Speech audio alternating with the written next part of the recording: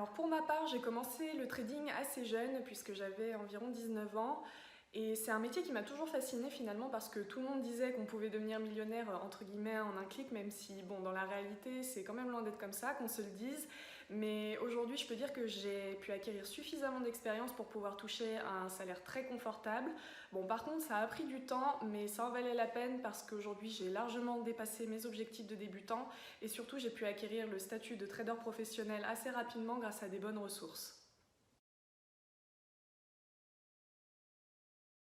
J'ai compris qu'il fallait faire très attention dans le choix de son broker, donc j'ai fait mes recherches.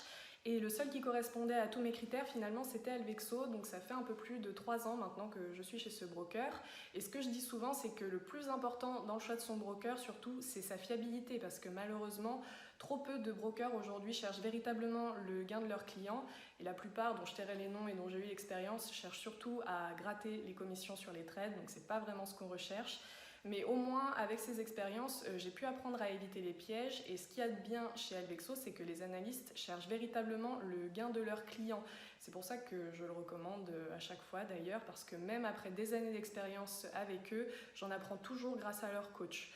Parce que malheureusement, comme je dis toujours, dans le trading, on reste débutant à vie, donc il faut rester curieux, partir à la recherche de la moindre information, grappiller la ressource qui fera la différence, parce qu'il n'y a que comme ça qu'on peut continuer à gagner.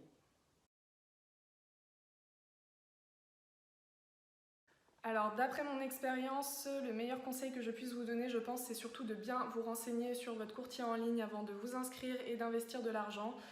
Moi, par exemple, il m'est déjà arrivé de perdre plus de 10 000 € parce que mon courtier en ligne s'était fait pirater. Donc, le meilleur conseil que je puisse vous donner, je pense, c'est surtout de rester prudent.